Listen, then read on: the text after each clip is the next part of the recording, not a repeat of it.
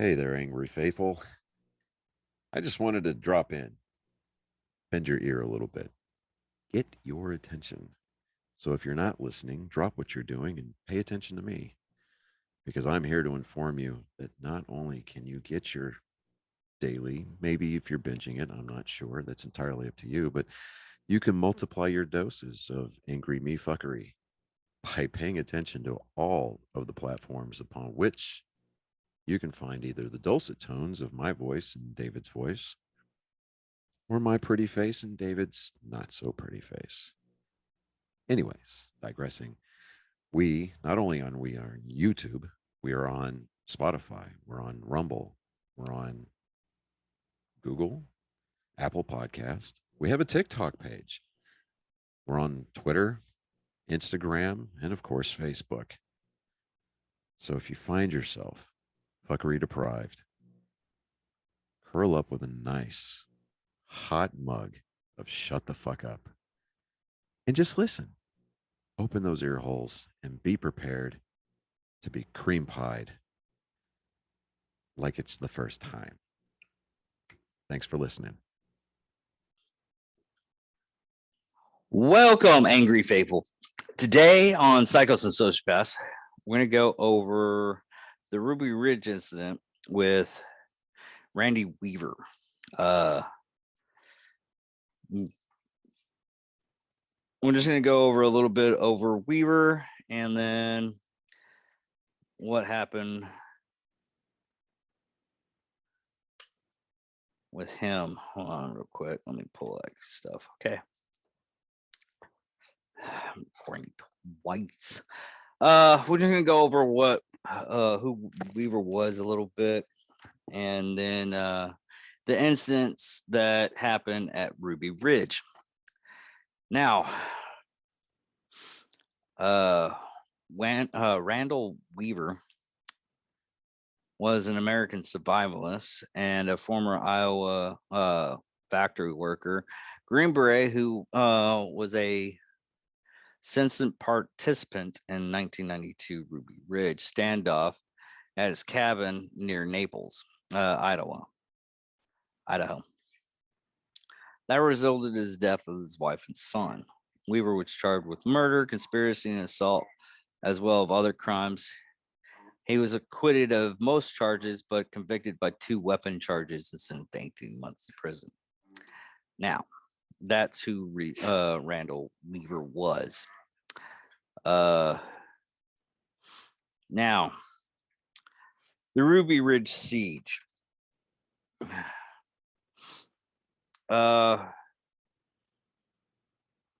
see here. Get to the development of it. Randy Weaver, a former Iowa factory worker and U.S. Army Green Beret, moved with his wife and 4 children to northern Idaho during the 1980s so they could homeschool his children and escape what he and his wife believed as a corrupt world. In 1978, Vicky, the religious leader of the family, began to have a recurring dream of living on a mountaintop, of believing that the apocalypse was immense. So basically, she's the one that started the stuff. She's the one that gave him the apple. After the birth of their son, Samuel, the Weavers began selling their belongings and learning how to live without electricity. They brought 20 acres of land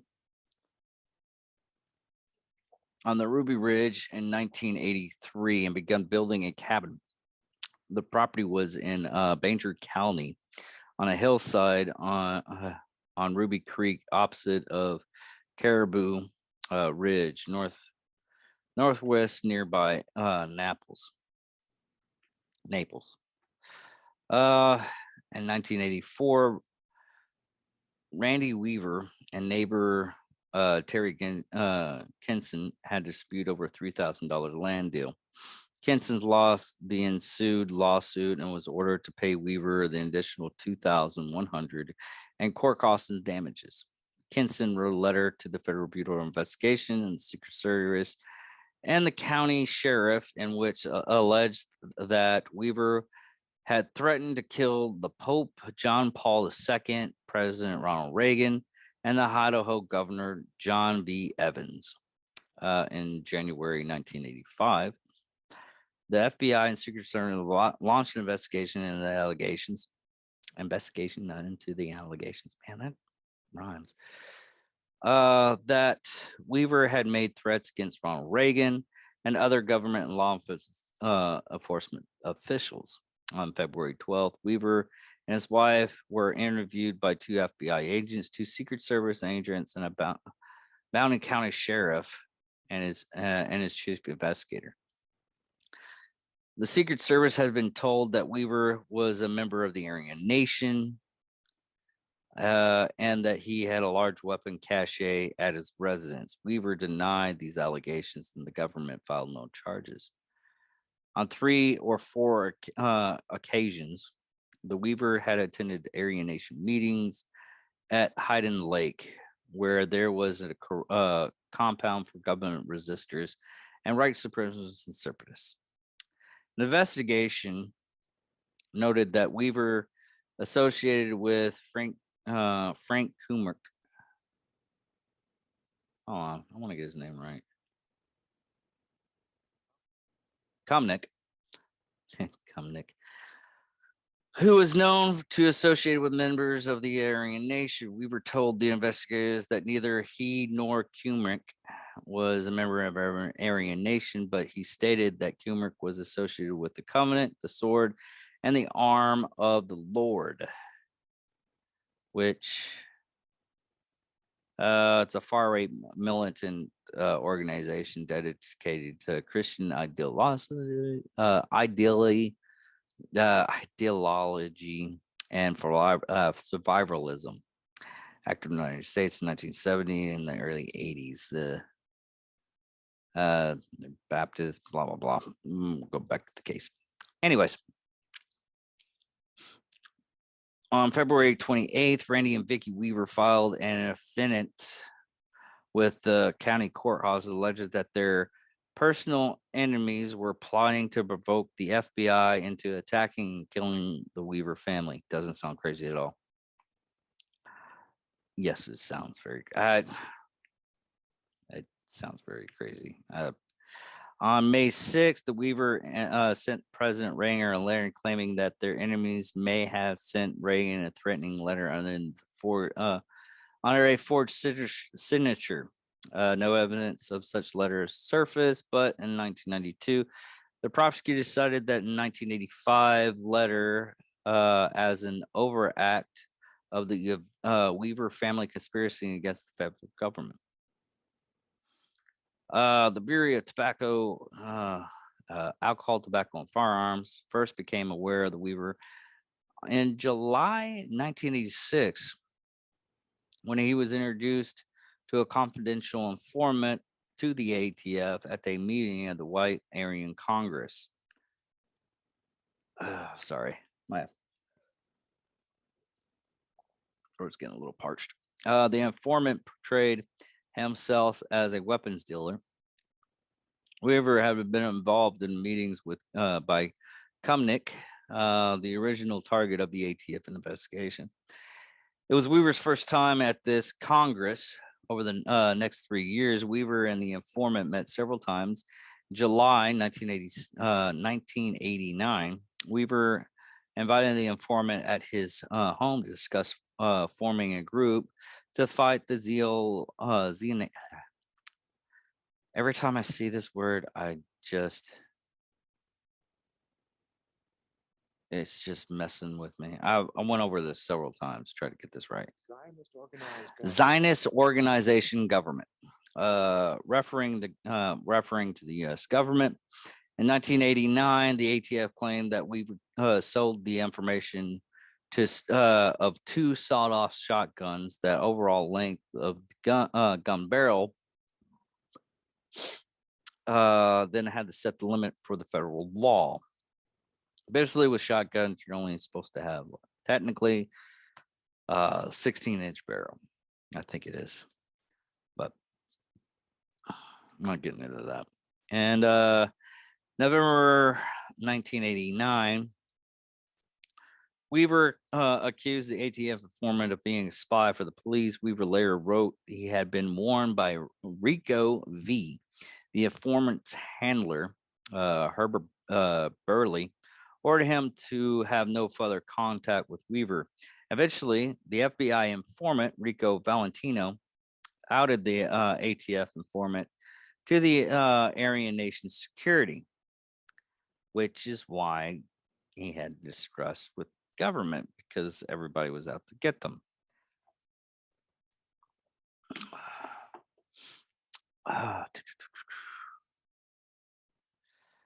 In June 1990, Burley attempted to use the sawed-off shotgun charges as leverage to get Weaver to act as an informant for his investigation into the Aryan Nation. Weaver refused to become a snitch, and at the ATF filed the gun charges in June 1990.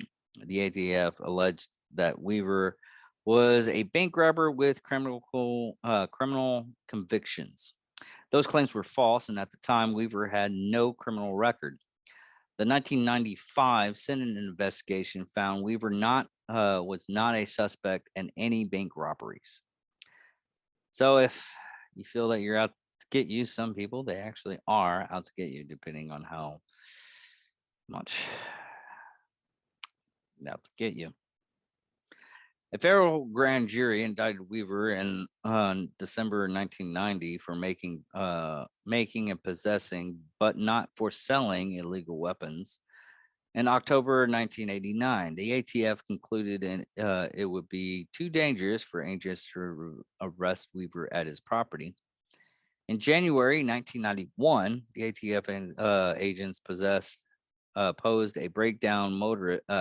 as broke down motorist and arrested Weaver when he and Vicky stopped to assist.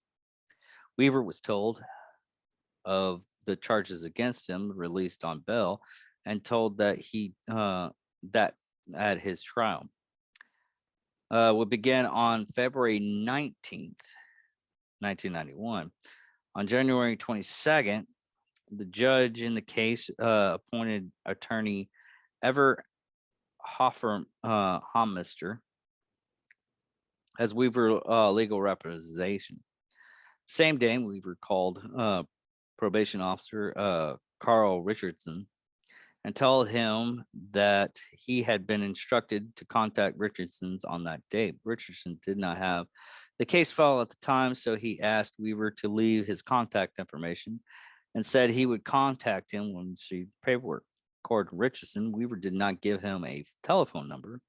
Hoffermister sent Weaver a letter on January 19th, January 31st, and January 5th, asking Weaver to contact him to work on his defense within the federal court system. On February 5th, trial date was changed from February 19th to the 20th, giving the participant more travel time following the federal holiday. The court clerk sent the parties a letter informing them of the date changes, but the notice was not sent directly to Weaver, only to Hofmeister. On February 7th, Richards sent Weaver a letter indicating that he had the case file and needed to talk to Weaver. This letter enormously said that Weaver's court date was March 20th. On February 8th, Hofmeister attempted to contact Weaver by letter informing him the trial had begun was to begin on February 20th and that Weaver needed to contact him immediately. Hofmeister also made several calls to individuals who knew Weaver, asking them to have Weaver call him. Hofmeister told U.S. District Court Judge Harold Ryan, sorry, get my throat unparched, that he had been unable to reach Weaver before the scheduled court date. When Weaver did not appear in court on February 20th, Ryan issued a bench warrant for failure to appear in court. February 26th, Ken Killer, a reporter for the Cullington Valley Times, telephoned the U.S. probation officer and asked whether Weaver did not, asked whether Weaver did not show in court on February 20th because the letter Richardson sent had an incorrect date. Upon finding a copy of the letter, the chief probation officer, Terrence Hummel, contacted Ron's clerk and informed them that the incorrect date in the letter. Hummel also contacted the U.S. Marshal Service and Weaver's attorney, informing them both of the error. Judge Ryan, however, refused to withdraw the bench warrant. U.S. Marshal agreed to put off executing the warrant until March 20th in order to see whether Weaver would show up in court on that day. If he were to show up on March 20th, the Department of Justice claimed that all indications are that the warrant would have been dropped, but insisted the U.S. Attorney Office called a grand jury on March 14th. The U.S. Attorney did not inform the grand jury of Richardson's letter, and the grand jury issued an indictment for failure to appear. See, this is where it all comes together of the reason why this whole thing got fucked up. Now, in Ryan's case, he should have just showed up. Even if he did, and keep contact with your lawyer. If he kept contact with his lawyer and lived in a civilized world where you can contact by at least phone, always have a phone or something for emergencies. But he didn't. He was all on the only way to contact him because he decided that the world's going to end and everything's going to go against him, which kind of was on this instance. But it's a contact thing. They couldn't contact him over stuff, and the stuff that he got, well, if he actually listened to his lawyer about the court date and not his parole officer, I mean, if the court date from the lawyer says, hey, be there on the 20th or 19th, go there on the 19th. Oh, I have to come back on the 20th? Okay. Wasted gas. But okay. I'll find out on the 20th. Okay. It's just a whole thing of fuck around this one on the government's part. When we were case passed from the ATF, the U.S. Marshals, no one informed the Marshals that the ATF had attempted to solicitate Weaver as an informant.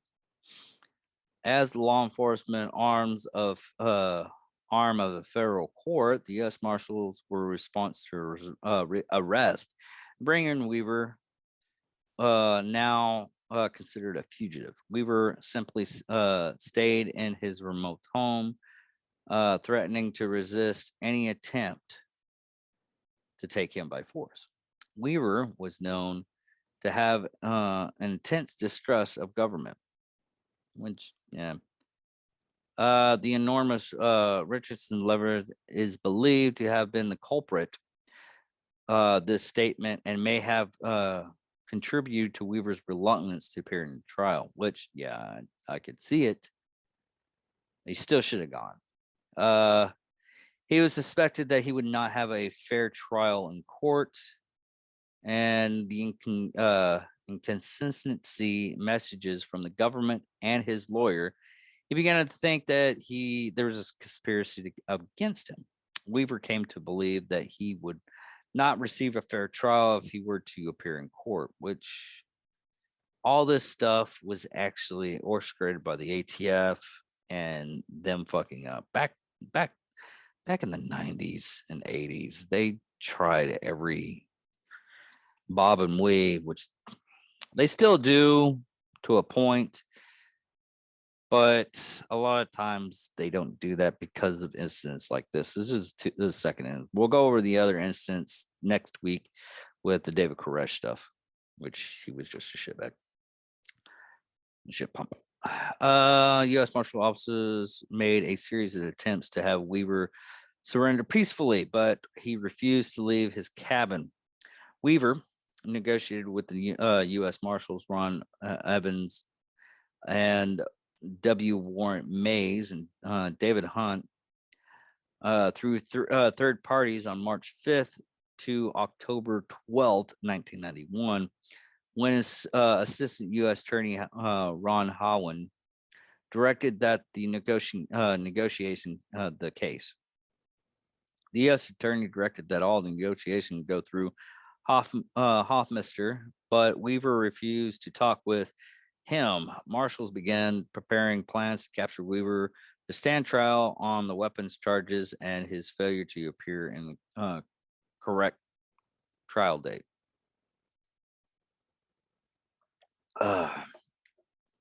Although marshals stopped the negotiations as ordered, they made other contact. On March 4th, 1994, the U.S. Marshals Ron Evans and Jack Clover drove to the Weaver property and spoke with Weaver, posed as real estate prospects.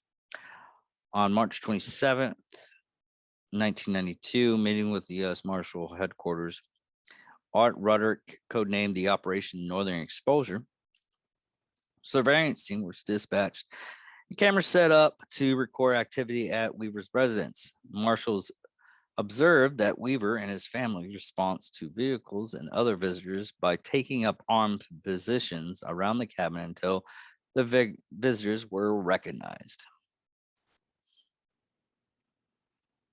Beginning on February 1991, the U.S. Marshals developed a threat source profile, which this profile was put into a report in the 1995 report of the subcommittee of the Senate Judiciary Committee on this whole entire fuck up. The subcommittee is concerned that as Marshall's investigation, the Weaver case learned facts that conducted information that previously had been provided. They did not and to adequately interrogate their updated knowledge into their overall assessment, basically treating as a living document. A living document is basically also known as an evergreen document or thematic document, is a document that continually edits and updates. As an example of a living document is an article, basically like Wikipedia. It's constantly updated. Like if they find out that George Washington didn't die on a certain date, they'll just go in and redo it, and they just treat it as a living document. That's what a living document is. Now, there was actually an instance that they put in that report, the Rivera helicopter incident. Now, this is really strange. Following a flyover by a hired helicopter for Geraldo Rivera, now it can be told television show on April 18th, 1992, the U.S. Marshals received media reports that Weaver had shot the helicopter. That day in Iowa, U.S. Marshals were installing surveillance cameras overlooking the Weaver property. The field report for April 18th, 1992, filed by Marshal W. Warrant Mays, reported seeing a helicopter near the Weaver property, but did not hear any shots.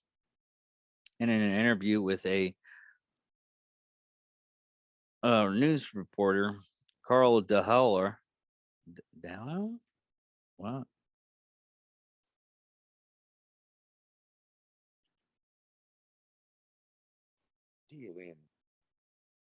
Oh, Carl DeHaling newspaper. Weaver denied that anyone had fired at the helicopter. When interviewed by the FBI, the helicopter pilot Richard Weasley said that Weaver had not fired at the helicopter. Reports with the RRTF, the OPR, said when the incident uh, was presented to the uh, and documented of Weaver was presented to the grand jury, the prosecution had evidence that no shots had been fired. Basically, Geraldo Rivera, which we all know is a constant liar, even though he's basically back in the day, he was a big shock reporter. He even tried to, he had this whole episode to where he was opening up uh, God, Scarface's, not the movie, but the Al Capone, Al Capone's safe. They spent shit ton of money just getting all this stuff together and everything, and finding out there's nothing in it. But he was a big shock person, investigative reporter, and a lot of the stuff he lied about. Now,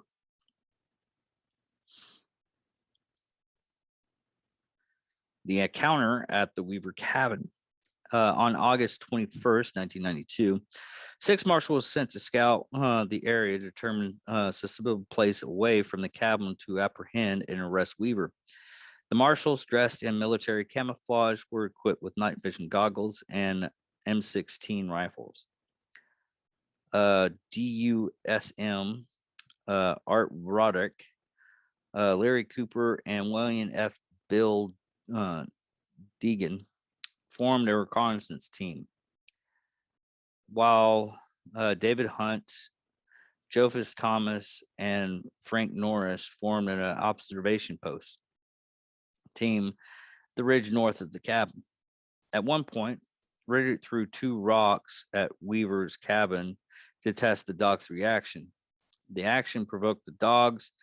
Weaver's friend, Kevin Harris, and Weaver's 14-year-old son, Sammy, emerged following the dog's striker to investigate.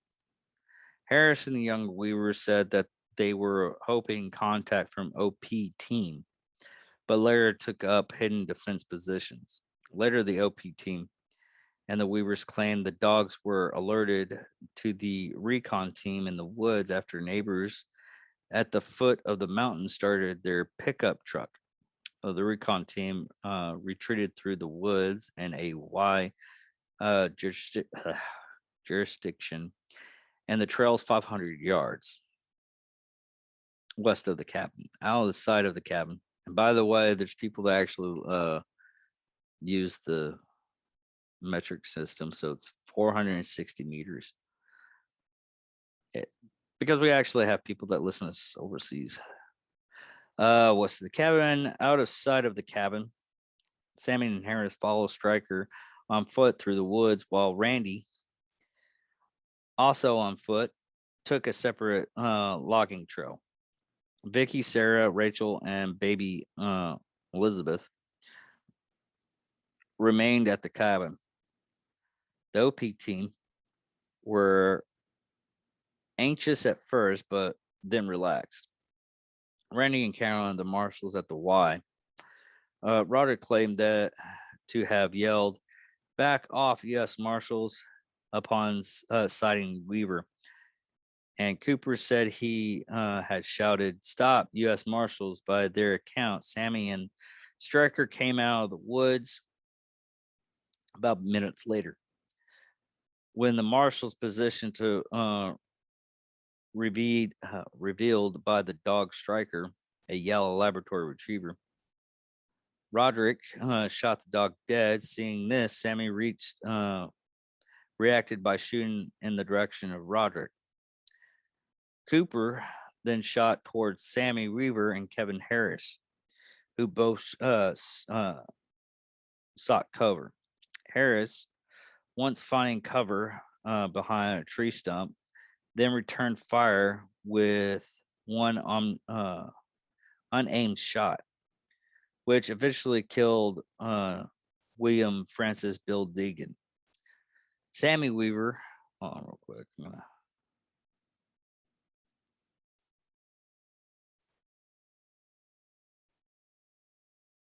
we go.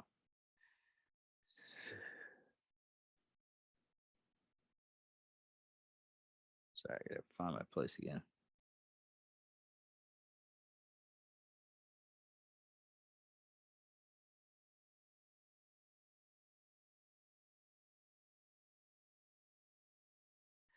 Sammy Weaver now retreated up a hill, then was shot in the back, and killed by Cooper.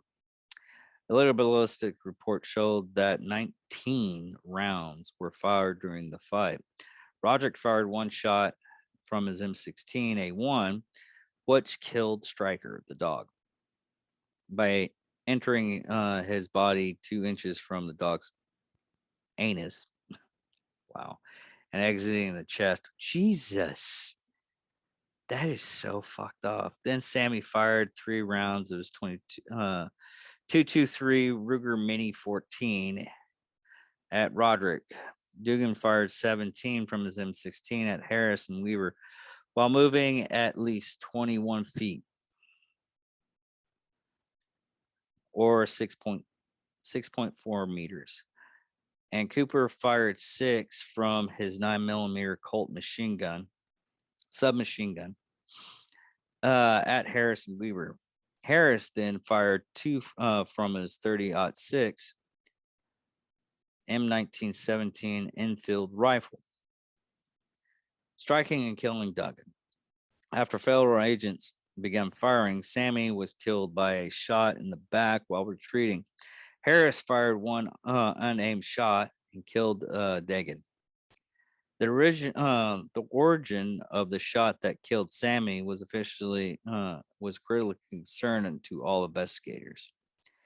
At the time of the investigation of Ruby Ridge report in 1996, the U.S. Subcommittee on Terrorism, Technology, and Government, chaired by Senator Alan Specter.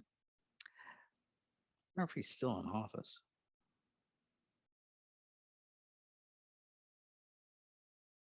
Oh, okay.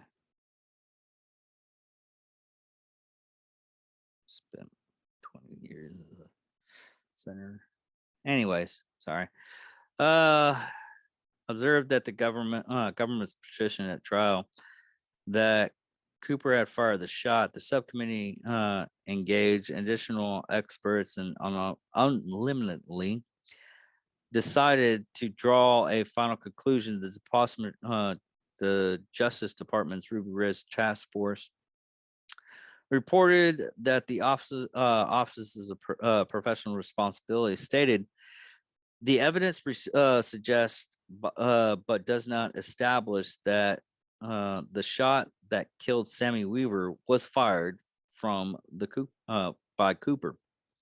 It was concluded there was no indication he intentionally shot Weaver.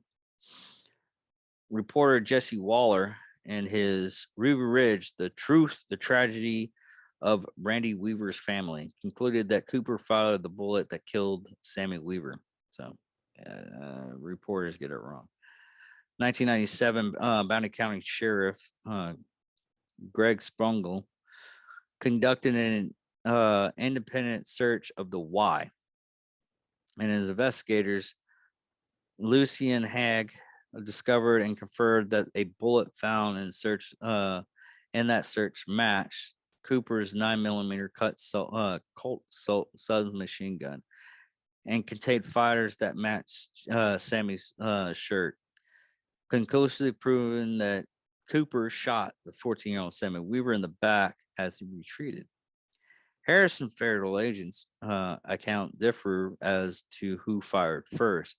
In 1993 trial over the charges of Deegan's death, prosecutors alleged that Harris had fired the first shot. Harris asserted in self-defense and was acquitted. On cross-examination by the defense, ballistic experts called by the prosecution testified that the physical evidence constructed neither the prosecutors nor the defense theory of that gunfight.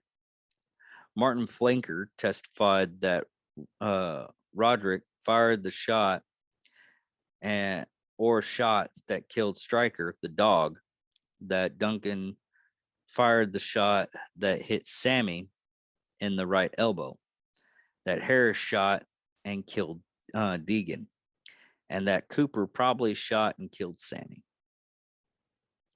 Roderick and Cooper stated that Stryker preceded Harris and Sammy out in the woods. They said Deegan challenged Harris, who turned, shot, and fatally wounded Deegan before he could fire first. They said Roderick shot the dog once. Sammy fired twice at Roderick, and Roderick returned fire. Roderick and Cooper testified that they heard multiple gunshots from the Weaver party. Cooper testified that he fired two 3 shot bursts at Harris and saw Harris fall like a sack of potatoes, with leaves flying up in front of him, presumably from the impact of the round. Cooper sought cover. He testified that he saw Sammy run and radioed OP team member David Hunt that he wounded and killed Harris. After the firefight at the Y, Hunt Thomas went to the neighbor's house to call for assistance from the U.S. Marshals Crisis Center. Norris, Cooper, and Roderick stayed with Deegan's body at the Y. Randy and Vicky went to the Y and retrieved Sammy's body. Randy, Vicky, and Harris placed the body in the guest cabin near the main cabin. From 11:15 a.m. onward, Hunt reported to the crisis center to Washington, D.C. that no further gunfire was heard. Now,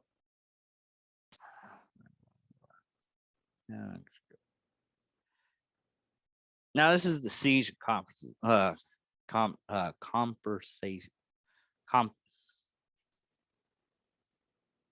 Maybe if I hear it, I can understand it.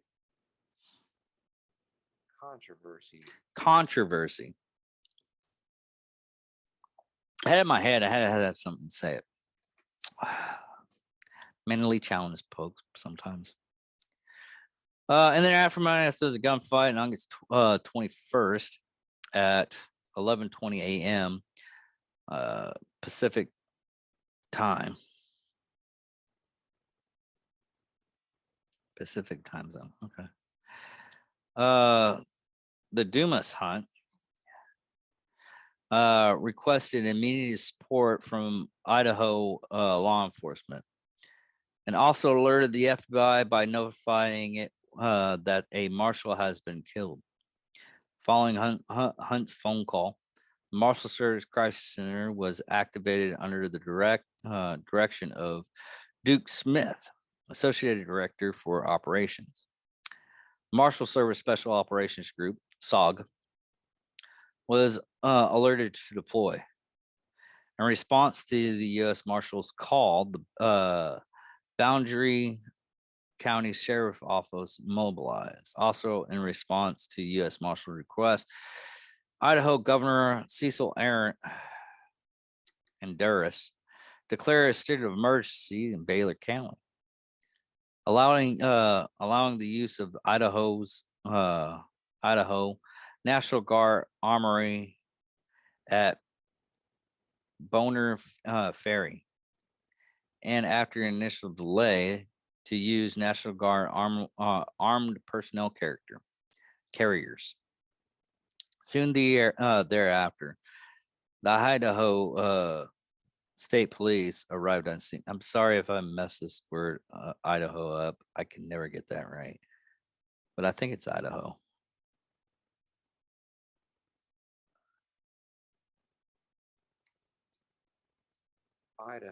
Yeah, it's Idaho. I'm saying it right. I'm just delirious. FBI headquarters in Washington, D.C. reported by sending a hostage rescue team from Quantico to Idaho. That I'm glad I don't have to say that 5 times fast. Special agents in charge, Eugene Glenn of Salt Lake City FBI office, was appointed site commander and responsibility for all active individuals from the FBI, ATF, and U.S. Marshals. A standoff ensued for 11 days as several hundred federal agents surrounded the house, and negotiations for surrender were attempted.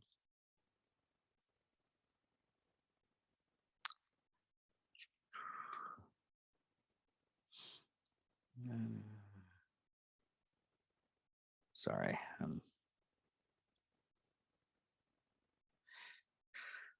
The standoff was only resolved by civilian negotiator Bo Grids, to whom Weaver agreed to speak. Through Grids' meditation?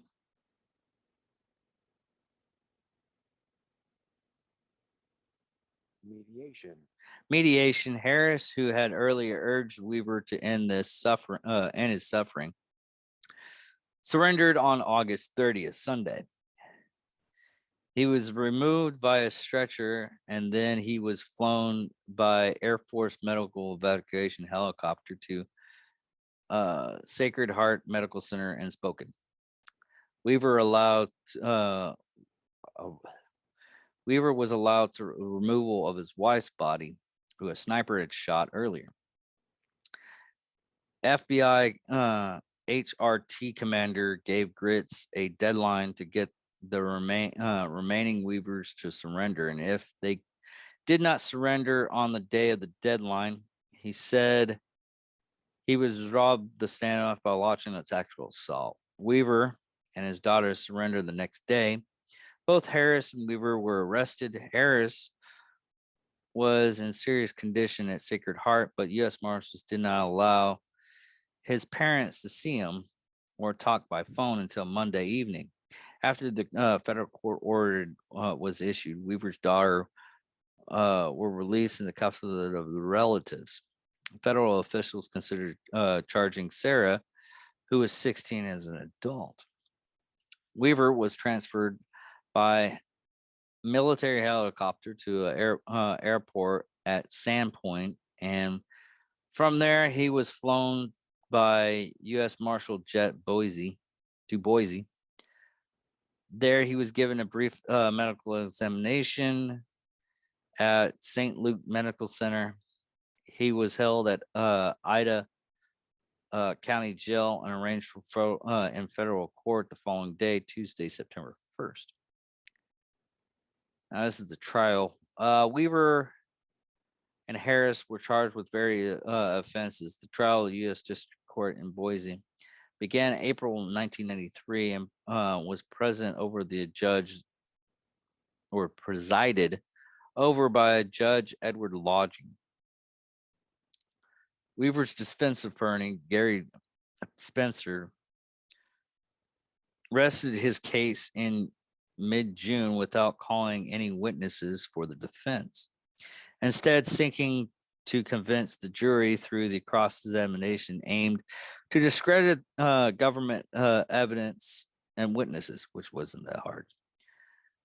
Weaver was ultimately acquitted in July of all charges except missing his original court date and violating his bail conditions, for which he was sentenced in October to 8 months imprisonment and a fine of $10,000, credited with time served and good behavior. Weaver served less than 16 months and was released from the Canyon County Jail on Caldwell in mid-December.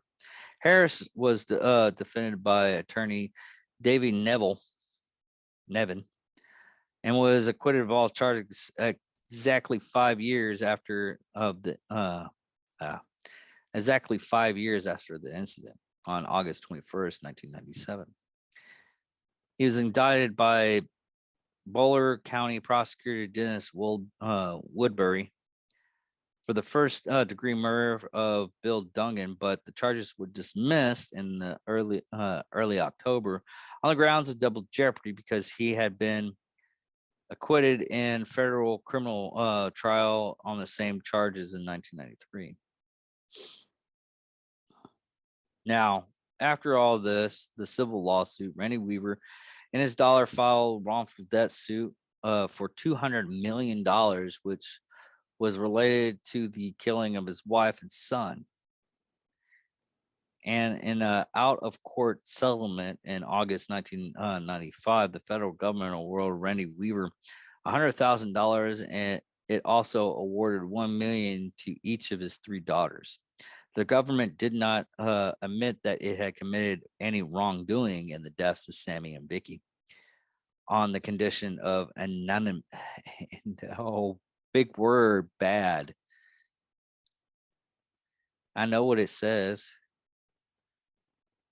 Anonymity. Anonymity. A DOJ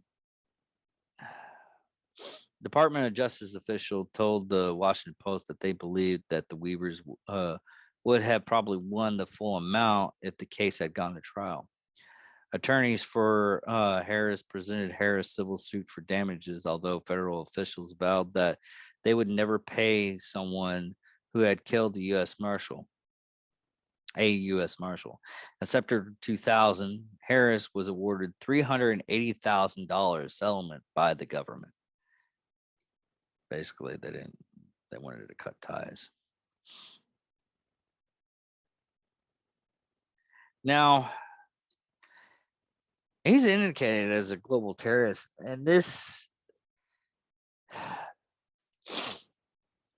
whole thing that ended up with Ruby Ridge and everything. The reason why I bring it up is because a lot of people right now are going against government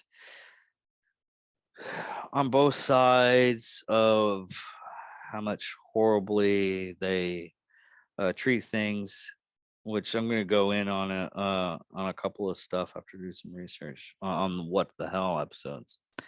But I hate to tell everybody that these people are people, humans. They make mistakes. People do that. Now, what they thought they were doing at the time was the federal agents was wrong. And instead of going through the right process to get things through, I mean, there's always back in the day there in old TV shows and everything. Oh, you pick up a low level person, you flip them, you get information, and then you come back. That was actually their go-to of how to make a case back in the day, and it bit the U.S. government on the ass on this one, really bad, because they tried to do the same thing, discredited them. It's sad they used to do that. And they still do that somewhat, but they have everything documented nowadays. But it's just sad. Oh, what the hell was that? I'm about perking it up off of that. Anyways, yeah, I guess get your ducks in order when you go through court. That's the only thing I can go to. I literally jumped and I forgot what I was thinking about. But anyways, everybody, thank you for listening. If you're listening on Spotify, Apple Podcast, give us a like, 5 stars. I don't know why, but our stuff doesn't take 1 star. It might. Don't test that theory, because we don't want that theory to work out. But Apple Podcast, 5 stars. Give it, if you can give us a comment. That would be really appreciated. It helps us out a lot. Share it with your friends that think they might like this type of stuff and everything like that, so they can give us a listen and see if they like it. And take a look at our Facebook, which our Facebook page has Angry Me Production 2 right now, because we're trying to we kind of got like we're in 60 days and counting in Facebook jail, because someone doesn't like our post. But we have an Angry Me Production 2 page that you can go to and check out. Anyways, thank you for listening, everybody. And I hope you enjoyed.